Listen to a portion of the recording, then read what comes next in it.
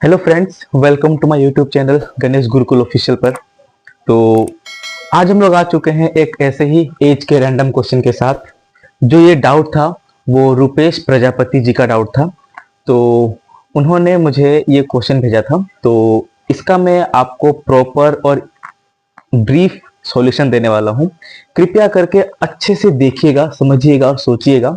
ठीक है, बहुत ही इंटरेस्टिंग क्वेश्चन है। और एज जो है, मैंने पूरा कंप्लीट एज इसी यूट्यूब चैनल पर करा रखा है और मैंने इसमें ज्यादातर मतलब सारे पोर्शन को कवर करने की कोशिश की है। तो आप ना एक बार जो प्लेलिस्ट है जो मेरे इस चैनल पर आपको दिख जाएगी, तो एक बार ना आप उसको देख लीजिएगा, तब आपको मतलब एज से रिलेटेड सारे डाउट्स क्लियर हो जाएंगे। ठीक है, आई थिंक 7 वीडियोस ही उसमें होंगे, तो उसको एक बार देख लीजिएगा। ठीक है, अब बढ़ते हैं क्वेश्चन की तरफ। देखिए क्या कहा गया है। ए की आयु बी से 2 वर्ष अधिक है, जिसकी आयु सी से 2 गुनी है। ए की जो आयु है बी से 2 वर्ष अधिक है, जिसकी आयु क्या है, जिसकी आयु सी से 2 गुनी है। यदि ए बी और सी की आयु का कुल योग 27 हो तो बी की आयु ज्ञात कीजिए।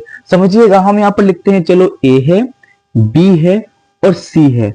अब यहाँ पर जो डाटा है ना, उसको सही से बैठाना एकदम अच्छे से, तभी समझ में आएगा।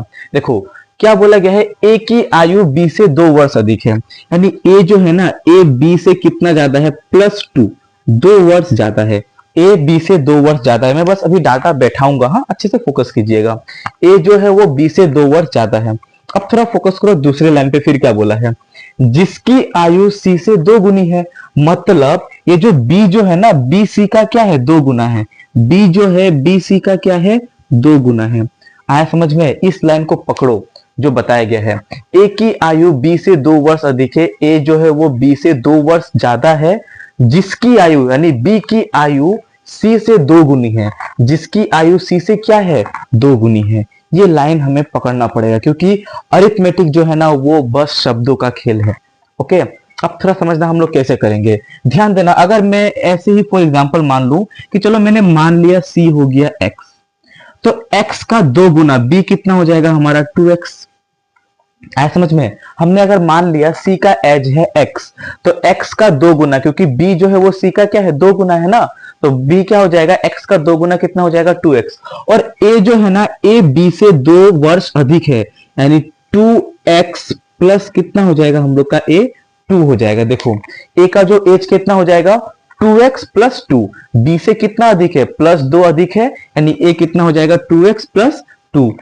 2x प्लस 2, 2x और x, ये कैसे आया, कहां से आया, समझ में आया? ठीक है, चलो मैं फिर से और एक बार बोल देता हूं। a की आयु b से 2 वर्ष अधिक है, जिसकी आयु c से 2 गुनी है। a की जो एज है b से 2 वर्ष अधिक है, जिसकी आयु c की 2 गुनी है। तो हमने मान लिया c हो गया x, तो b कितना हो जाएगा, 2x। और a जो है वो b से 2 वर्ष अधिक है, तो 2x में क्या करो, +2 जोड़ दो। अगर मान लो b अगर यहाँ पर 45 होता तो a कितना होता, 45 और 2 47। ठीक है, इसीलिए हमने क्या बोला, 2x प्लस 2 कर देंगे। अब देखो फिर समझना, a b और c की आयु का कुल योग 27 है।